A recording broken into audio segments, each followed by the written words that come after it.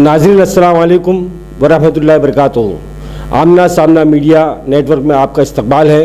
हमारे साथ मौजूद है हज़रत मौलाना अहमद करीम साहब अल-क़ासमी मौसूफ़ अल जामिया अरबिया अशरफुल उलूम के बानी शेख वाइज़ुद्दीन गुमाश्ता मरहूम के परपोते हैं।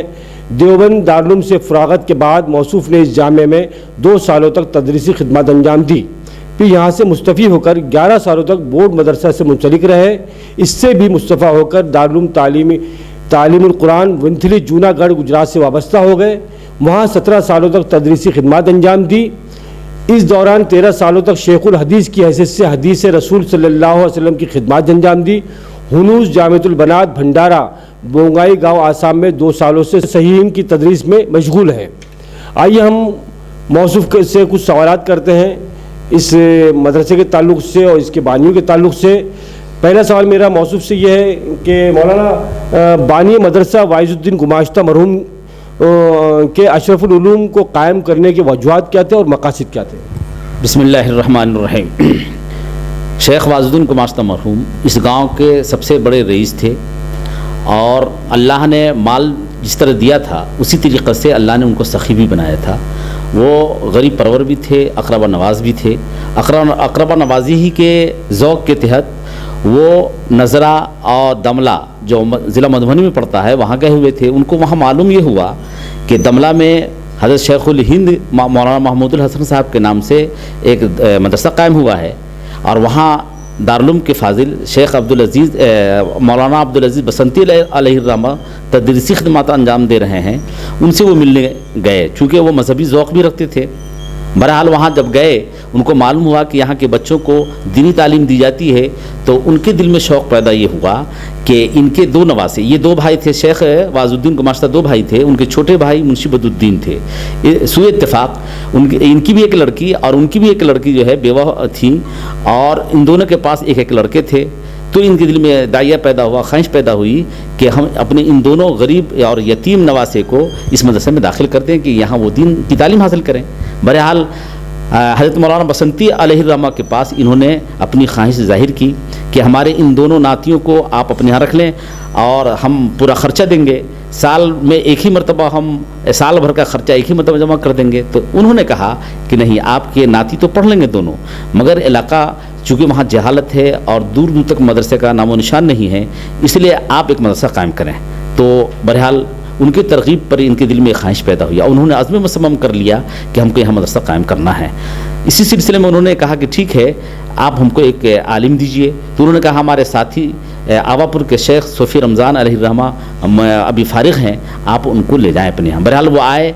इत्तेफाक से आवापुर में भी शेख वाइज़ुद्दीन गुमाश्ता मरहूम की बिरादरी थी, वहाँ भी आए वो और वहाँ से उनको अपने साथ लेते आए कन्वा में ला कर के इन्होंने गांव के इख्तलाफ से बचते हुए जनूबी मोहल्ला में एक ज़मींदार के दरवाज़े पर उनको रखा, लेकिन किसी वजह से उनको वहाँ पसंद नहीं आया तो फिर गुमाश्ता मरहूम के दरवाज़े पर आ गए। लेकिन वो सूफ़ी मिजाज होने की वजह से गुमाश्ता मरहूम से कहा कि जिस मदरसा के क़याम की गरज से मुझे आप यहाँ लाए हैं, आप जल्द अज जल्द मदरसा कायम करें। बहरहाल वाइज़ुद्दीन गुमाश्ता मरहूम के दिल में ये बात तो थी ही और वो ज़मीन की तलाश में भी थे। चुनाचे जिस तालाब के किनारे में ये जामिया अभी कायम है, उसके ये जामिया शुमाली हिस्से में कायम है, तालाब के शुमाली किनारे पर।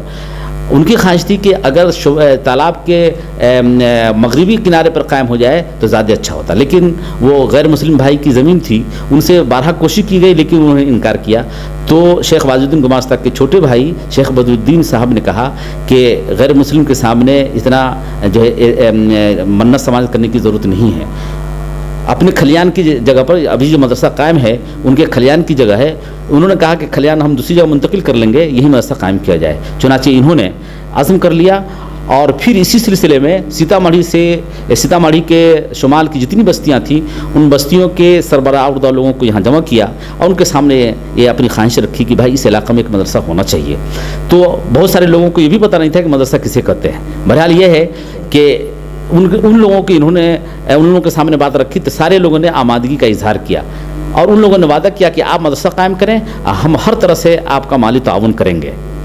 उसी में हुस्न इत्तफाक शेख वाइज़ुद्दीन गुमाश्ता मरहूम अपने गांव के बड़े रईस तो थे ही, لیکن چونکہ یہ ذوق رفاہی اور سماجی اور ملی ہر طرح کا ذوق رکھتے تھے، جس کی وجہ سے اس علاقہ میں بہت مشہور شخصیت کے مالک تھے۔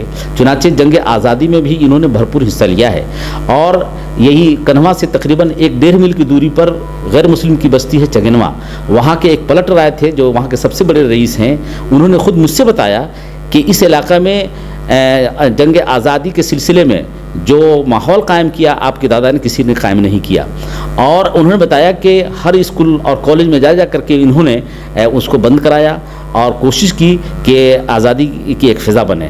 تو اس طریقے سے انہوں نے سماجی کام بھی کیا، اور انہوں نے سماجی کام میں بہت بڑھ چڑھ کے حصہ لیا، قبرستان کے لیے زمین دیا، مدرسوں کے لیے زمین دیا، مختلف یتیموں کی مدد کیا، گاؤں کے غربا کی جو ہے وہ پرورش کرتے تھے۔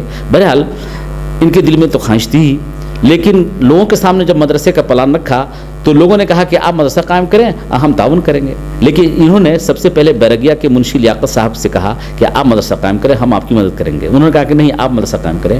پھر شمسی کے شیخ سفضل گماشتہ کے سامنے بات رکھی تو انہوں نے بھی کہا کہ آپ مدرسہ قائم کریں، ہم لوگ مدد کریں گے۔ بہرحال انہوں نے اپنی ہی زمین پر جو ابھی جامعہ جس جگہ پر قائم ہے ان کی کھلیان تھی، اس پر انہوں نے مدرسہ قائم کیا، اور صوفی رمضان صاحب علیہ الرحمہ کی اصرار پر قائم کیا۔ گویا کہ مولانا عبدالعزیز بسنتی علیہ الرحمہ کی ترغیب تھی، صوفی رمضان صاحب کا اصرار تھا، اور ان کے دل میں تو ہدایہ تھا ہی، زمین کی تلاش میں تو تھے ہی۔ بہرحال انہوں نے شیخ صوفی رمضان کے دست پاک سے جو ہے اس مدرسے کی بنیاد رکھی، اور ہر طریقے سے انہوں نے اپنے جانی مالی ہر طرح کی قربانی دی۔ ان کو اللہ نے جو شہرت دی تھی، جو عظمت دی تھی، جو شخصیت دی تھی، اس سے اس جامعہ کو ہر طرح سے فائدہ پہنچانے کی کوشش کی، ہر طرح کے وسائل کو جو اس کی ترقی میں انہوں نے لگایا۔ بہرحال یہ ہے کہ اور حسن اتفاق صوفی رمضان صاحب اگرچہ چند سالوں ہی زندہ رہے، لیکن نہایت خلوص اور للہیت کے ساتھ اس مدرسے کی آبیاری انہوں نے کی۔ پھر ان کے بعد جو ہے شیخ عزیز بسنتی آئے، انہوں نے بھی جو ہے بڑی خلوص کے ساتھ اس مدرسے کی آبیاری کی۔ پھر اس کے بعد یہ مدرسہ حضرت مولانا طیب صاحب علیہ الرحمہ کے ہاتھوں گیا، 50 سالوں تک اس کے محتوی رہے، اور انہوں نے اس مدرسے کو تناور کیا اور برابر کیا۔ جیسے کہ میں پہلے پچھلے سوال پہ آنا چاہوں گا جی کہ جیسے واحد الدین گماشتہ صاحب جو ہے آج سے 100 سال پہلے جب اس مدرسے کی بنیاد رکھی، جی اس وقت انگریزوں کا دور تھا، جی انگریزوں کا دور تھا، یعنی کہ جنگ آزادی میں بھی انہوں نے حصہ لیا ہی میں نے آپ کو اس وقت جو ہے، ہاں جیسے آپ نے بتایا کہ جنگ آزادی میں حصہ لیا، تو اس وقت ان کو جیل جانا پڑا یا کیا تکلیفیں آئیں، کیا مشقتیں، کیا قربانی دینی پڑی اس میں اس وقت اس زمانے میں، کیونکہ انگریزوں کے زمانے میں مدارس پہ انگریزوں کی بہت نظر تھی، علماء کرام پہ بہت نظر تھی، اور قید بند کی صحبتیں بھی جھیلنی پڑی ہمارے علماء کرام کو، اور مدارس پہ پابندی لگانے کی بات بھی کی گئی۔ تو کیا اس کا تعلق، مطلب میں یہ پوچھنا چاہ رہا ہوں آپ سے کہ جنگ آزادی اور مدرسے کی بنیاد میں کوئی تعلق ہے؟ جی اب یہ ہے کہ ظاہر سی بات ہے دارالعلوم کا قیام جو عمل میں آیا تھا، تو دارالعلوم کا قیام جو عمل میں آیا اس لیے جہاں ایک طرف دینی علوم کے اور مذہب کے تحفظ کے لیے جو ہے وہ مدرسہ قائم کیا گیا، وہیں دوسری طرف انگریز کی حکومت کو جڑ سے اکھاڑنے کے لیے بھی جو ہے مدرسہ قائم کیا گیا تھا، اور وہیں کے فارغ تھے مولانا عبدالعزیز بسنتی اور صوفی رمضان صاحب تھے۔ بہرحال ان دونوں سے نسبت کی بنیاد پر ان کے دل میں بھی داعیہ پیدا ہوا، لیکن یہ چونکہ گرم دل سے تعلق نہیں رکھتے تھے، نرم دل تھے، نرم مزاج تھے، جس کی وجہ سے انہوں نے تخریبی کام نہیں کیا بلکہ مثبت انداز سے جو ہے آزادی کی تحریک چلائی، جس کی وجہ سے وہ جیل تو نہیں گئے لیکن ایک ماحول قائم کیا انہوں نے یہاں۔ جی لوگوں میں جنگ آزادی کی مطلب روشنی جگائی، ہاں جگائی، لوگوں میں اس کی جوت جلائی، اور الحمدللہ لوگ بیدار بھی ہوئے، جیسا کہ پلٹ رائے نے ہم سے بتایا۔ جی اب اگلا سوال محترم یہ ہے میرا کہ جیسے کہ آپ یہاں پر مدرسہ بورڈ میں تھے، میں آپ کے تعلق سے پوچھنا چاہوں گا، مدرسہ بورڈ میں تھے جو کہ سرکاری ایک ادارہ ہے مدرسہ بورڈ، تو وہاں سے آپ استعفیٰ آپ نے کیوں دیا؟ جی اب چونکہ الحمدللہ تعالیٰ ایک تو ابتدائی درجے کا مدرسہ تھا، اور اب ہم کو اللہ نے کسی نہ کسی درجے میں کچھ علمی ذوق دیا تھا، ہمارے ذوق کی آبیاری نہیں ہو رہی تھی، اس کی تسکین نہیں ہو رہی تھی، تو میں اپنے تسکین خاطر کے غرض سے اس کو چھوڑا، اور میں دارالعلوم تعلیم القرآن منتھلی جو نگر چلا گیا۔ الحمدللہ وہاں میں 17 سالوں تک جو ہے تدریسی خدمات انجام دیا، اور وہاں کے محتمم کو میرا انداز تدریس جو ہے بھا گیا۔ انہوں نے جب دور حدیث کا آغاز ہوا تو انہوں نے ہم کو شیخ الحدیث بنا دیا. الحمدللہ صحیحین کی تدریس و تعلیم میں نے 13 سالوں تک دی ہے وہاں, اور ابھی الحمدللہ میں آسام میں رہ رہا ہوں اور وہاں بھی صحیحین ہی کی تدریس میں دے رہا ہوں.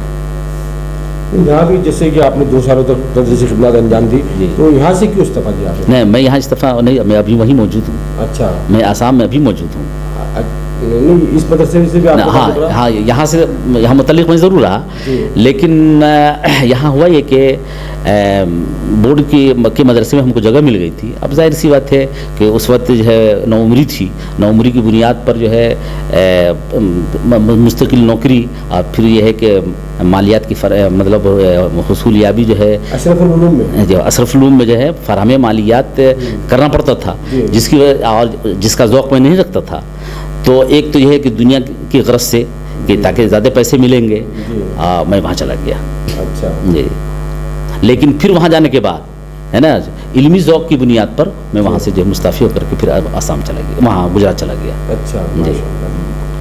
اگلا سوال مولانا یہ ہے کہ جو یہ 7 سالہ اشرف العلوم کا منایا گیا 3 دنوں تک بہت کامیاب رہا, تاریخی رہا, اور ہم اسی سلسلے میں آمنا سامنے میڈیا یہاں پر حاضر ہوا اور ہم نے کوشش کی کہ اس پورے 3 روزہ پروگرام کو ہم کور کریں اور ملت تک پہنچائے اور ہمارے آنے والی نسلوں تک پہنچائے, اور اس مدرسے کی تاریخ بھی لوگوں کے سامنے آئے. تو آپ کو کتنی مسرت ہو رہی ہے کہ جب بات آتی ہے گماشتہ جی کی, یہ اس کے بانی تھے جو آپ کے دادا ہوئے, اور جشن کامیاب بھی رہا, اجلاس کامیاب رہا بہت ماشاءاللہ, تو آپ کیا محسوس کر رہے ہیں؟ جی الحمدللہ.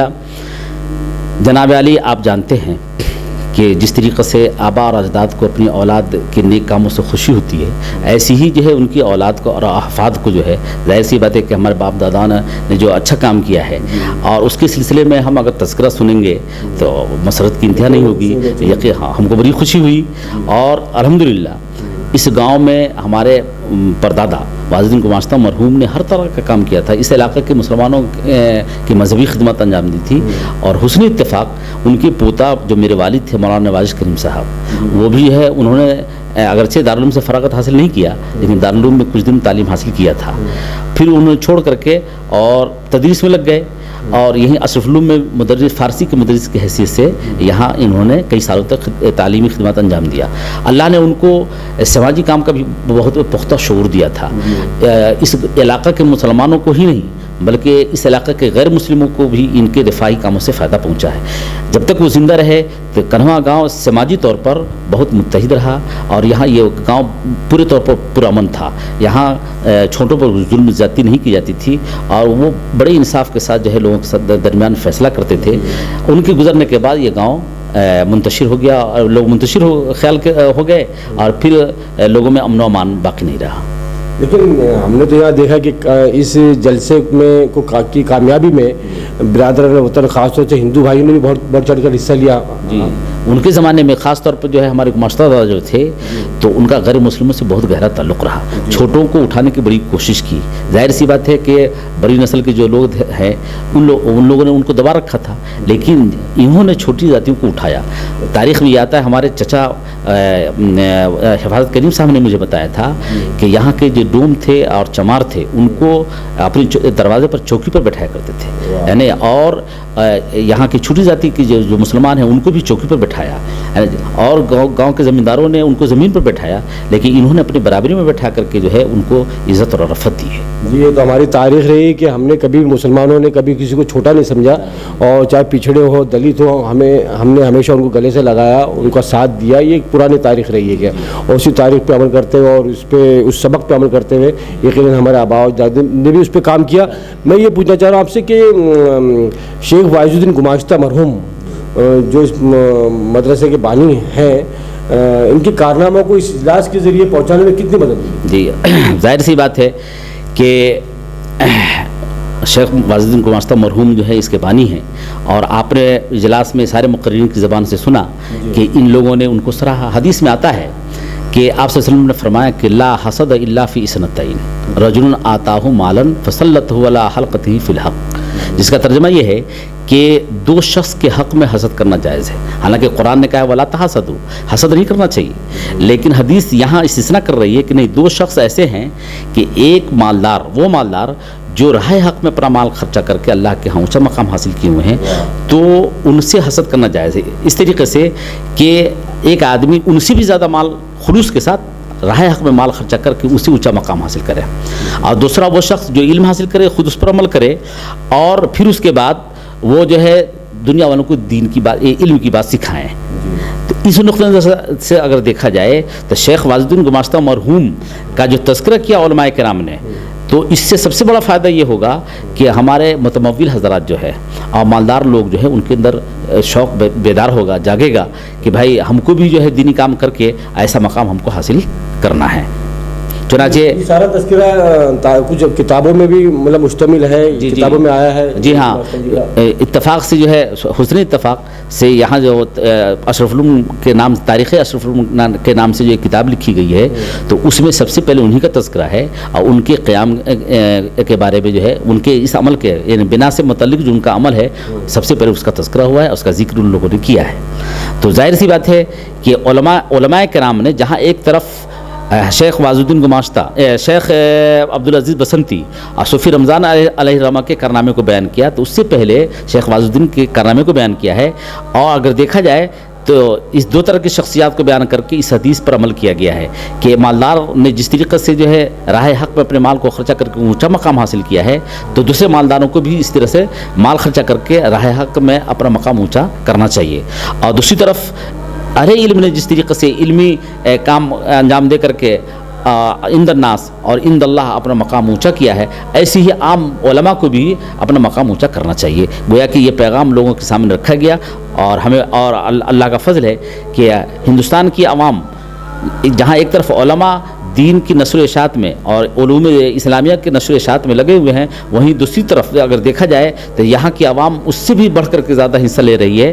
اگر یہاں کی عوام اپنے مال سے مدارس کا تعاون نہ کرتے تو ظاہر سی بات ہے آج ہندوستان میں بڑے بڑے مدارس کھلے ہوئے ہیں. خود اشرف العلوم کو دیکھ لیجئے کہ کتنی اچھی اس کی عمارت ہے. اس سے پتہ چلتا ہے کہ یہاں کے متمول حضرات نے دل کھول کر کے مدرسہ کا مالی تعاون کیا ہے. شکریہ حضرت آپ کا آمنا سامنا میڈیا نیٹ ورک سے بات کرنے کے لیے. حاضرین اب ہم آپ سے اجازت چاہتے ہیں. اللہ حافظ.